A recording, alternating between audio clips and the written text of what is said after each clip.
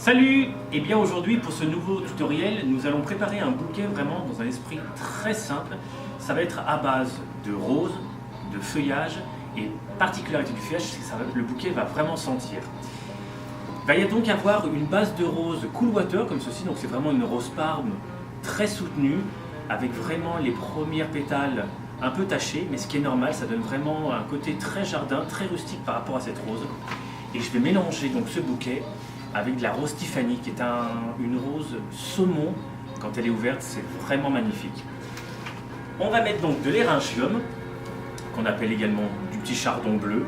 Voilà, il est très léger comme bleu, ça va vraiment relever le parme. Bien sûr, de l'eucalyptus, donc là c'est l'eucalyptus robusta, je l'ai fait venir spécialement de la Hollande. Donc ça donnera beaucoup de volume et surtout une odeur très soutenue. Et particularité, pour vraiment avoir de la senteur dans ton appartement, dans ton salon, je mets quelques branches de romarin, comme ceci. Alors, comme d'habitude, on commence par une base de feuillage. On va mettre donc un éryngium juste au centre, comme ceci. Et on va travailler vraiment en poké par rapport aux roses. Ne mets pas tes roses à l'unité dans ton bouquet, c'est plus joli de travailler en poké. Et tu mélanges ton poké de roses. Tu commences par ton centre.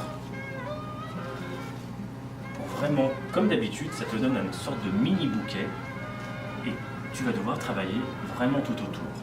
Donc là, tu as déjà le mini bouquet, la base complémentaire, ça va être vraiment le romarin et l'eucalyptus.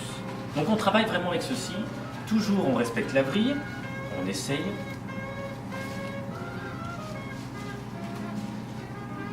Donc du romarin.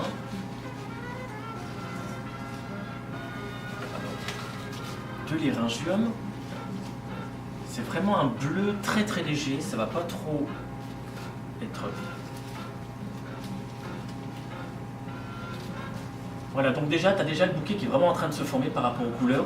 Le gris va faire ressortir le saumon et également le bleu qui va très bien se marier avec le parme très soutenu.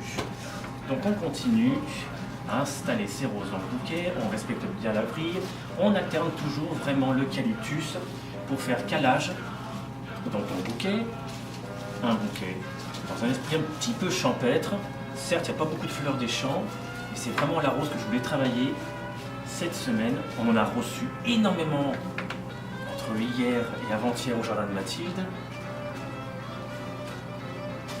Allez, du romarin. Les gens vont demander d'où sort ce romarin un 25 février ici au Québec. Eh bien, du jardin de Mathilde qu'on a commandé en Hollande en même temps que l'eucalyptus.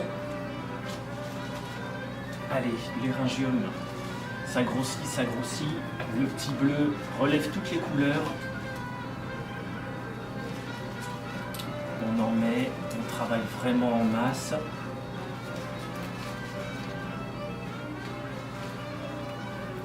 Couleurs vraiment très particulières, tout ça mélangé. Alors les roses, elles ne sentent pas, mais c'est vraiment ce que je voulais, c'était un bouquet qui sente, et c'est l'eucalyptus et le romarin qui va faire le travail.